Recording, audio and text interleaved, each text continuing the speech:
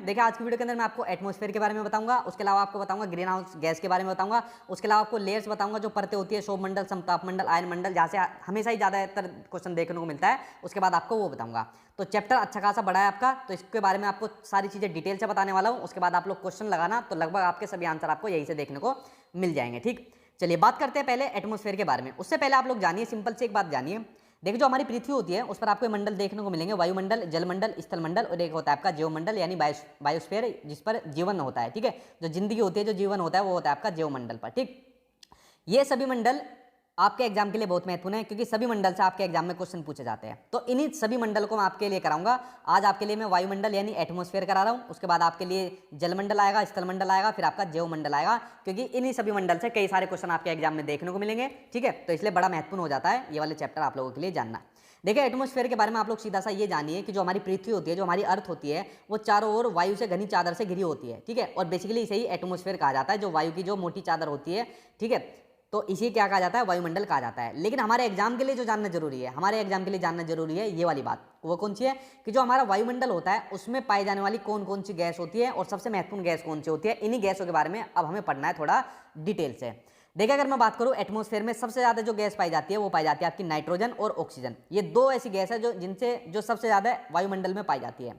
अगर मैं नाइट्रोजन की बात करूं तो ये पाई जाती है लगभग 78%। अगर ऑक्सीजन की बात करूं तो ये पाई जाती है लगभग 21%, कहीं कहीं पर आपको 20.9% भी देखने को मिल जाएगा। ठीक, तो वायुमंडल में सबसे ज्यादा ये दो गैस पाई जाती है। ठीक है, तो वायुमंडल का जो आप लोग ये हिस्सा देख रहे हो, इसमें आपका नीले वाला जो हिस्सा है लगभग 78% ये आपका नाइट्रोजन गैस से आपका भरा हुआ है। ठीक है, और दूसरे नंबर पर होती है आपकी ऑक्सीजन जो होती है लगभग 21%। अब नाइट्रोजन और ऑक्सीजन के अलावा और क्या देखने को मिलता है, इन दोनों के अलावा ऑर्गन देखने को मिलते हैं लगभग 0.93%, CO2 देखने को मिलती है, कार्बन डाइऑक्साइड लगभग 0.03%, और इन सभी गैसों के अलावा धूल के छोटे छोटे कण भी हवा में मौजूद रहते हैं। आपके एग्जाम में सिंपल क्वेश्चन कई बार ये पूछा जा चुका है कि बताइए निम्नलिखित में से कौन सी वायुमंडल में से पाई जाने वाली गैस नहीं है। ठीक है, तो आपको सभी गैसों के बारे में पता होना चाहिए। भाई ऑक्सीजन पाई जाती है, नाइट्रोजन पाई जाती है, ऑर्गन पाई जाती है, कार्बन डाइऑक्साइड पाई जाती है और धूल के छोटे छोटे कण भी पाए जाते हैं हमारे वायुमंडल के अंदर। तो पहली महत्वपूर्ण चीज आप लोगों के लिए जानना ये हो गई जो मैंने आपको जस्ट अभी बताई है। अब एक एक करके इन सभी गैस के बारे में पढ़ेंगे, क्योंकि इन गैस से संबंधित भी क्वेश्चन आपके एग्जाम में देखने को मिलते हैं। तो पढ़िए इन गैस के बारे में थोड़ा सा डिटेल में। अगर मैं बात करूं नाइट्रोजन की, जैसे मैंने आपको बताया लगभग 78% ये हमारे एटमॉस्फेयर के अंदर पाई जाती है। जब हम सांस लेते हैं तो फेफड़े होते हैं, जो हमारे लंग्स होते हैं, वो कुछ नाइट्रोजन भी ले जाते हैं, यानी हम ऑक्सीजन के साथ साथ नाइट्रोजन भी सांस के जरिए अपने अंदर ले जाते हैं और फिर उसे बाहर निकाल देते हैं CO2 के साथ। लेकिन जो पौधे होते हैं ना, वो ऐसा काम नहीं करते। पौधों को अपने जीवन के लिए नाइट्रोजन की जरूरत होती है, नो डाउट, लेकिन वो सीधे नाइट्रोजन नहीं ले सकते। जब पौधे हमारी तरह सीधे नाइट्रोजन नहीं ले सकते, फिर वो कैसे लेते हैं? देखो वो क्या काम करते हैं, वो बोलते हैं मिट्टी से, यानी जो सोइल होती है, मृदा होती है, मिट्टी से, और पौधों की जड़ों में कुछ बैक्टीरिया होते हैं, इनसे बोलते हैं यार हमारे लिए कुछ नाइट्रोजन लेके आ जाओ। ठीक है, तो ये मिट्टी और जो बैक्टीरिया होता है, जीवाणु होते हैं, ये वायु से नाइट्रोजन लेकर इसका जो स्वरूप होता है उधर उसको बदल देते हैं, चेंज कर देते हैं, और फिर पौधों को लाकर देते हैं, ले भाई अपना तू नाइट्रोजन ले ले, हम तेरे लिए नाइट्रोजन लेकर आ गए। ठीक, तो जो आदमी होता है वो तो सीधे नाइट्रोजन ग्रहण करता है, लेकिन जो पौधे होते हैं वो मिट्टी और बैक्टीरिया की हेल्प से नाइट्रोजन को लेते हैं। ये महत्वपूर्ण पॉइंट था, इसमें आप लोगों के लिए जानना। ठीक, अब नाइट्रोजन के अलावा दूसरी गैस आ गई आपकी ऑक्सीजन, जो सबसे महत्वपूर्ण गैस जिसको मैं मानता हूं, क्योंकि इसके बिना हमारा जीवन ही संभव नहीं है। ठीक है, ऑक्सीजन की बात करें तो दूसरे नंबर की गैस होती है, लगभग 21% हमारे वायुमंडल में पाई जाती है। मनुष्य तथा जो पशु होते हैं, जो जानवर होते हैं, सांस लेने से ऑक्सीजन प्राप्त करते हैं। देखिए सिंपल सी बात समझिए, जो मनुष्य हो गए, जैसे हम लोग हो गए, हम लोग क्या काम करते हैं, हम ऑक्सीजन को ग्रहण करते हैं और जो कार्बन डाइऑक्साइड होती है उसको हम लोग छोड़ते हैं।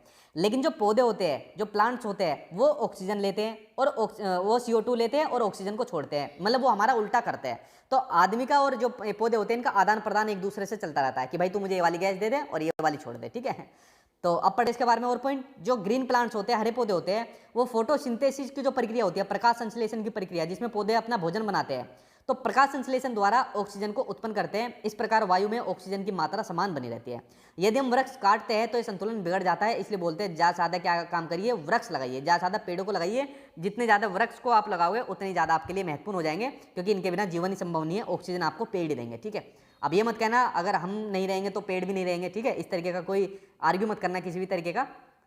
अगली गैस है जो आपके एग्जाम के लिए महत्वपूर्ण है, वो आपके जीवन के लिए महत्वपूर्ण थी, आपके एग्जाम के लिए महत्वपूर्ण है, वो आपकी कार्बन डाइऑक्साइड। इसके बारे में देखते हैं।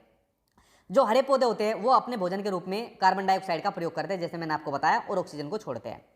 और जो मनुष्य और जो पशु होते हैं वो कार्बन डाइऑक्साइड बाहर निकालते हैं। मनुष्य तथा पशुओं द्वारा बाहर छोड़े जाने वाली जो कार्बन डाइऑक्साइड होती है, इसकी मात्रा पौधों द्वारा प्रयोग की जाने वाली गैस के बराबर ही होती है, जिससे क्या होता है, एक बैलेंस बना रहता है, एक संतुलन बना रहता है। लेकिन ये संतुलन कब खराब होता है? देखिए, ये संतुलन जब खराब होता है, जैसे जो कोयला हो गया या जो खनिज तेल हो गए, इनके इन दोनों के जलाने से जो गैस निकलती है, इससे गड़बड़ा जाता है, इससे बैलेंस बिगड़ जाता है। तो ये हमारे वायुमंडल में प्रतिवर्ष लगभग करोड़ों टन कार्बन डाइऑक्साइड गैस की बढ़ोतरी हो जाती है। देखिए, इतनी ज़्यादा अगर कार्बन डाइऑक्साइड गैस की बढ़ोतरी होगी तो उसका क्या होगा, उसका खामियाजा हमें ही भुगतना पड़ेगा। ठीक, और इसका परिणाम स्वरूप इसका बढ़ा हुआ जो आयतन होता है, जो वॉल्यूम होता है, वो हमारी पृथ्वी पर मौसम और जलवायु को प्रभावित करता है, CO2 का। ठीक है, तो इसलिए इतने नुकसानदेह होते हैं हमारे लिए जो कोयला और खनिज तेल से निकलने वाले जो ये गैस होती है। ठीक है, अब बात करते हैं आगे पॉइंट के बारे में। कार्बन डाइऑक्साइड का सबसे महत्वपूर्ण क्वेश्चन जो आपके एग्जाम में देखने को मिलता है वो है आपका ग्रीन हाउस इफेक्ट के नाम से। वेरी वेरी इंपॉर्टेंट लगाओ इसका आगे, green house effect, green house प्रभाव आखिरकार होता क्या है? देखिए, सिंपल सा इसको समझिए, यहाँ पर बोल जाइए क्या लिखा हुआ है, यहाँ पर फोटो पर आ जाइए। ये जो फोटो आपको दिख रही है सामने स्क्रीन पर, ये हो गया सूरज और ये हो गई हमारी पृथ्वी और ये हो गया पृथ्वी के चारों ओर जो हमारा एटमॉस्फेयर है। ठीक है, अब देखिए, जो सूरज से ये जो किरणें आ रही है, ये सूरज से किरणें आ रही है ना, ये किरणें क्या आती है, हमारी पृथ्वी पर आती है और पृथ्वी पर आकर इसकी सतह से टकराकर जब ये वापस ऊपर को जाती है, तो वापस ऊपर जाकर जाती है तो यहाँ पर बैठी रहती है कार्बन डाइऑक्साइड, यहाँ पर बैठी रहती है मीथेन, तो यहाँ पर ये बहुत सारी गैसें बैठी रहती है। ये वापस इसको नीचे धकेल देती है कि ऊपर कहा जा रहा है, नीचे जाकर अपना जा, ऊपर आने की क्या जरूरत है, ऊपर तो हम रहेंगे। ठीक है, तो जब ये किरणें, जो सूरज से जो किरणें आ रही है और जब ये सतह से टकराकर ऊपर जाने की वजह वापस नीचे आ जाती है, तो यही होता है आपका green house effect. Green house effect यानी जो ग्रीन हाउस जो गैस होती है उनका जो प्रभाव पड़ता है। तो ग्रीन हाउस इफेक्ट के बारे में आप लोग जान गए। अब देखिए, जब ग्रीन हाउस इफेक्ट हो जाएगा तो इसके अभाव में धरती इतनी ठंडी हो जाती है कि इस पर रहना भी असंभव हो जाएगा। लेकिन ध्यान से सुनना, जब कारखाने या जो कार से जो धुआं निकलता है, इससे जो हमारे एटमॉस्फेयर होता है, वायुमंडल होता है, उससे इसका स्तर बढ़ जाता है, उससे इसका क्या बढ़ जाता है, स्तर बढ़ जाता है। और इस उष्मा को यानी हीट के द्वारा पृथ्वी का तापमान भी बढ़ जाता है और जब पृथ्वी का तापमान बढ़ जाएगा तो इससे क्या हो जाएगा, इससे हो जाएगा ग्लोबल वार्मिंग। ठीक है, तो ग्लोबल वार्मिंग के लिए देखिए कितनी जिम्मेदार हो जाती है। और सबसे महत्वपूर्ण कह रहा हूँ, सबसे खतरनाक चीज हमारी पृथ्वी के लिए क्या है, ये ग्लोबल वार्मिंग के नाम से। ठीक, तो फ्रेंड्स, आई होप आप लोग ग्रीन हाउस इफेक्ट को जान गए होंगे, ग्रीन हाउस प्रभाव को जान गए होंगे। ठीक है, जब सूरज की किरणें सतह पर टकराकर ऊपर जाने की बजाय वापस नीचे आ जाती है, किनकी वजह से, कार्बन डाइऑक्साइड हो गई, मीथेन हो गई, इनकी वजह से। ठीक, तो पहली पॉइंट तो आपके अंदर इसके अंदर ये हो गया। दूसरा क्या है, तापमान में इस वृद्धि के कारण पृथ्वी के सबसे ठंडे प्रदेश में जमी हुई बर्फ पिघलती है। जो आपके ग्लेशियर होते हैं, हमारे भी जो ग्लेशियर है, जब ये तापमान बढ़ेगा, पृथ्वी का टेम्परेचर बढ़ेगा तो ग्लेशियर क्या होंगे, ग्लेशियर पिघल जाएंगे। जब ग्लेशियर पिघल जाएंगे तो किस में जाकर मिलेंगे, समुद्र में जाकर मिलेंगे और समुद्र में मिलेंगे तो समुद्र का जो जल स्तर है वो बढ़ जाएगा और समुद्र का जल स्तर बढ़ जाएगा। जो तटीय क्षेत्र होते हैं, जो तट के जो क्षेत्र होते हैं, वहां पर बाढ़ आ जाती है। तो देखिए कितना खतरनाक होता है ग्लोबल वार्मिंग हमारी पृथ्वी के लिए और हमारे लिए। ठीक, तो इसको आप लोग जान गए। आगे देखिए, अब बात करते हैं वातावरण में पाई जाने वाली जो ग्रीन हाउस गैस है उनके बारे में बात करते हैं। सीधा क्वेश्चन पूछता है एग्जामिनर कि कौन सी गैस है और कौन सी निम्नलिखित में से गैस नहीं है। तो आपको सभी गैसों के बारे में पता होना चाहिए कौन कौन सी ग्रीन हाउस गैस है। देखिए, अगर मैं सबसे महत्वपूर्ण गैस की बात करूं जो आपके एग्जाम में भी कई बार पूछी जा चुकी है कि सबसे महत्वपूर्ण जो ग्रीन हाउस गैस है वो आपकी कार्बन डाइऑक्साइड यानी कि CO2 सबसे महत्वपूर्ण ग्रीन हाउस गैस है। ठीक, उसके अलावा आपकी मीथेन हो गई, वाटर वेपर हो गया, नाइट्रस ऑक्साइड हो गया, फ्लोरोनिकर तो आपकी गैस हो गई। ये सभी आपकी ग्रीन हाउस गैस है। इन सभी को आप लोग याद कर लेना, सभी आप लोगों के लिए महत्वपूर्ण है। ठीक है, एक और लिख लो आप लोग अगर लिखना चाहो इसको साथ के साथ, महत्वपूर्ण है आपका क्लोरोफ्लोरोकार्बन। इसको मैं यहाँ लिख देता हूँ, क्लोरोफ्लोरो और कार्बन। ठीक है, क्लोरोफ्लोरोकार्बन गैस ये भी बड़ी महत्वपूर्ण होती है। जो ग्रीन हाउस गैस जो होती है ये लेकिन मानव के द्वारा निर्मित होती है। ठीक है, ये किसके द्वारा होती है, मानव के द्वारा होती है।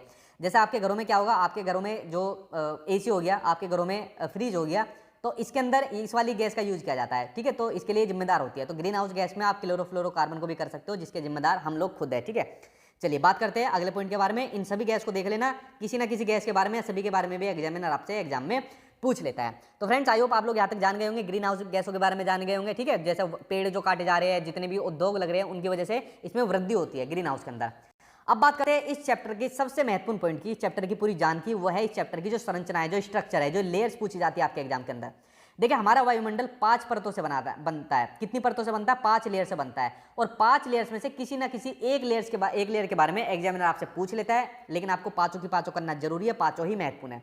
तो इनको एक बार में देखो, मैं बड़ा इजी वे में आपको समझाऊंगा, पांचों के बारे में आपको समझ में आ जाएगा। ठीक, अब देखिए, अब बात करते हैं इन पांचों परतों के बारे में। एक होती है आपकी ट्रोपोस्फेयर जिसको सौरमंडल कहते हैं, एक होती है आपकी स्ट्रेटोस्फेयर जिसको समताप मंडल बोलते हैं, एक होती है आपकी मध्यमंडल, एक होती है आपकी वायुमंडल, इसको आयन मंडल के नाम से भी जाना जाता है। कौन सी होती है, आयन मंडल के नाम से भी इसको जाना जाता है। एक होती है आपकी एक्सोस्फेयर यानी कि बहिमंडल।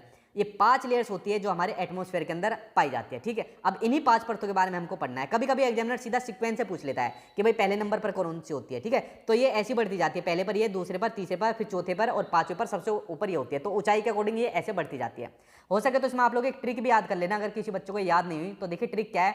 ट्रिक इसके अंदर ये है कि छोड़ सबको मैं आ रहा है, छोड़ सबको मैं आया बाहर, ये ट्रिक है इसके अंदर, छोड़ सबको मैं आया बाहर। आप देखो आप कहोगे सर ये कैसी ट्रिक है? छोड़ का मतलब है क्षोभमंडल, सबके का मतलब है समताप मंडल, मैं का मतलब है मध्य मंडल, आया का मतलब है आपका आयन मंडल जो मैंने आपको बताया था चौथा पार्ट है, और बाहर का मतलब है आपका बहिर्मंडल। ठीक है, तो आप लोग इसको समझ गए ट्रिक को। अब पढ़ते हैं इसको, इनके बारे में थोड़ा डिटेल से। ये तो जस्ट मैंने एक ऐसी कैजुअली आपको ट्रिक बता दी थी। जो पहली जो परत है इसके बारे में पढ़ते हैं। देखिए जैसे जैसे ऊंचाई पर हम लोग जाते हैं, इसको आप लोग ध्यान से समझना, एक बार आपको ध्यान से समझाता हूँ। जैसे जैसे पृथ्वी की सतह से हम लोग ऊपर जाते रहते हैं, तो इसी तरीके से हमारी जो लेयर्स है ये भी ऊपर की तरफ जाती रहती है। ठीक है, तो इसी के बारे में हम लोग बात करेंगे। जो पहली परत है जो पृथ्वी के जो सतह के सबसे नजदीक है वो आपकी क्षोभमंडल ट्रोपोस्फेयर है। देखिए इसके अंदर क्या क्या महत्वपूर्ण पॉइंट है। इसकी जो एवरेज ऊंचाई है वो आपकी 13 किलोमीटर, औसत ऊंचाई है लगभग आपकी 13 किलोमीटर होती है। और इसी मंडल में हम क्या लेते हैं? सांस लेते हैं, इसी मंडल के हम अंदर सांस लेते हैं। अब सबसे महत्वपूर्ण पॉइंट इसके अंदर आपके लिए जानना ये जरूरी है कि मौसम से संबंधित जितनी भी घटनाएं होती है, मौसम से संबंधित लगभग आपकी सभी घटनाएं, जैसे बारिश होना, कोहरा होना, आंधी तूफान आना, ओले पड़ना, वो सब आपकी इसी लेयर के अंदर होती है, आपके ट्रोपोस्फेयर के अंदर होती है। ठीक, तो पहला पॉइंट तो आपका ये हो गया जो महत्वपूर्ण है। ठीक है, तो मौसम से संबंधित सभी घटनाएं आपकी ट्रोपोस्फेयर के अंदर आ जाएगी, पहली लेयर होगी। अब पहली लेयर से ऊपर जब हम और थोड़ी और ऊंचाई पर चलते हैं, तो थोड़ी और ऊंचाई पर चलने पर दूसरी आ जाती है आपकी समताप मंडल, स्ट्रेटोस्फेयर आ जाती है दूसरी। ठीक, ये कितनी ऊंचाई पर होती है? ये लगभग होती है आपकी 50 किलोमीटर की ऊंचाई तक। कितनी? 50 किलोमीटर की ऊंचाई तक। और बादलों और मौसम संबंधी घटनाओं से लगभग ये मुक्त होती है। ना तो इसके अंदर आपको बादल मिलेंगे ना मौसम संबंधी घटनाएं मिलेंगी, जैसे बारिश होना, ओले पड़ना, वो सब इसके नीचे नीचे हो जाते हैं, यानी क्षोभमंडल के अंदर आपको सभी देखने को मिलते हैं। अब इसके अंदर सबसे महत्वपूर्ण पॉइंट है कि जो हवाई जहाज जो उड़ते हैं, जो हवाई जहाज उड़ते हैं वो आपके इसी लेयर के अंदर उड़ते हैं, स्ट्रेटोस्फेयर के अंदर उड़ते हैं। देखो आप लोग कभी हवाई जहाज के अंदर बैठना, ठीक, भगवान करे जल्दी जॉब मिले और इसके अंदर बैठने का आपको सौभाग्य मिले। मैं तो कई बार बैठ चुका हूँ एरोप्लेन के अंदर। जब आप लोग एरोप्लेन से नीचे देखोगे ना, तो एरोप्लेन से नीचे देखने पर पता है आपको क्या दिखेंगे? एरोप्लेन से नीचे देखने पर आपको देखने को मिलेंगे बादल। इसलिए मैंने कहा कि जो एरोप्लेन होता है वो आपका स्ट्रेटोस्फेयर के अंदर उड़ता है, क्योंकि अगर बादलों के अंदर उड़ेगा या मौसम संबंधी घटनाओं के अंदर उड़ेगा और बिजली आ गई, ठीक है, बिजली कड़क गई या फिर बारिश आ गई, तो एरोप्लेन नहीं उड़ जाएगा, एरोप्लेन क्रैश हो जाएगा। ठीक है, इसलिए एरोप्लेन को इस वाले में उड़ाते हैं, स्ट्रेटोस्फेयर के अंदर उड़ाते हैं। और ये आपके लिए महत्वपूर्ण है, कई बार एग्जाम में पूछा भी जा चुका है।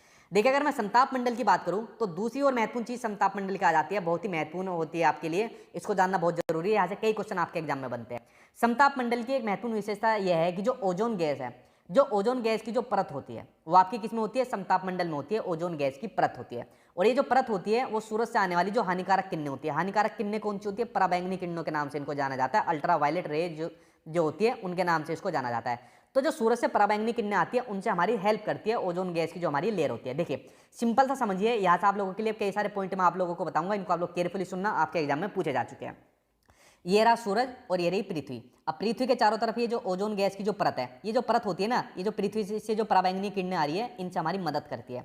पराबैंगनी किरणें आपकी UVA होती है, UVB होती है, UVC होती है। लेकिन अगर मैं सबसे खतरनाक की बात करूं कि सबसे खतरनाक कौन सी किरण होती है, तो होती है आपकी UVC, ये सबसे खतरनाक होती है। इससे क्या होता है? इससे स्किन का कैंसर होता है। क्या होता है? स्किन का कैंसर होता है, त्वचा का कैंसर होता है UVC से। ठीक है, तो UVC सबसे खतरनाक होगी, UVA BC के अंदर पराबैंगनी किरणें होगी। ठीक है, इनको रोकने का काम करती है ओजोन गैस की परत, काम करती है। अब देखिए एक महत्वपूर्ण पॉइंट आता है आपका कि ओजोन दिवस कब मनाते हैं। ओजोन परत के बारे में इसको जागरूकता के लिए ओजोन दिवस मनाया जाता है, और वो मनाया जाता है आपका 16 सितंबर को।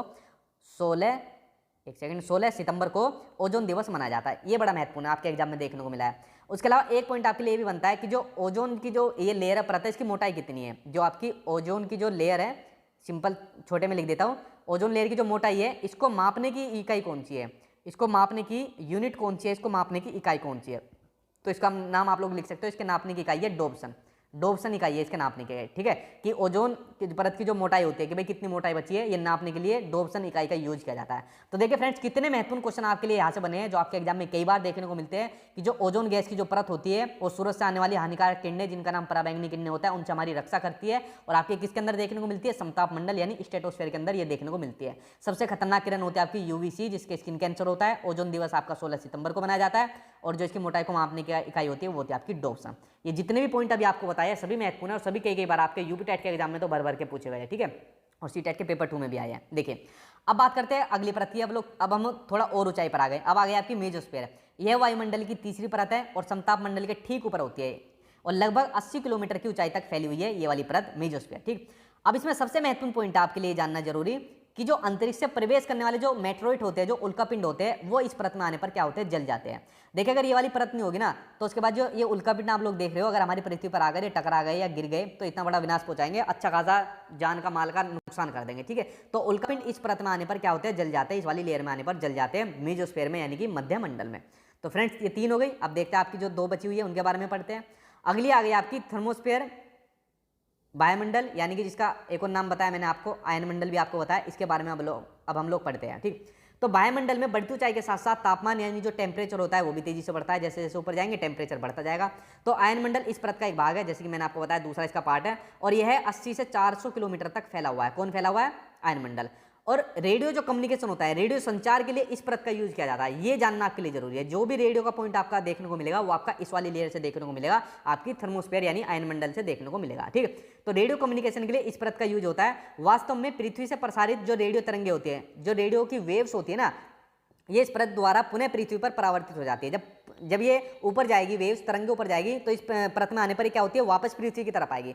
और इसी की हेल्प से हम क्या काम करते हैं, इसी के हेल्प से हम लोग टीवी देखते हैं, ठीक है। जो भी सैटेलाइट वगैरह होते हैं वो भी आपके इसी के अंदर देखने को मिलते हैं, ठीक है। तो टीवी आप लोग देखे कैसे होते हैं, ये जो आपको रेडियो वेव आपको वापस मिलती है, जो कि होती है आपकी थर्मोस्फीयर के अंदर, ठीक। तो फ्रेंड्स आपके लिए चौथी परत होगी। अब बच्चे आपके लिए आखिरी वाली परत, जिसका नाम है आपका एक्सोस्फीयर, बहिर्मंडल। तो यह वायुमंडल की सबसे ऊपरी परत है, ये सबसे ऊपरी परत है, 5वें नंबर की होगी, सबसे ऊपरी परत है। और यह वायु की पतली परत होती है। इसके अंदर आपको लोगों के लिए जानना जरूरी है कि हल्की गैस जैसे हीलियम और हाइड्रोजन आपको अंतरिक्ष में तैरती रहती है, इसी के अंदर हीलियम और हाइड्रोजन, ठीक। ये वायुमंडल के अंदर सिर्फ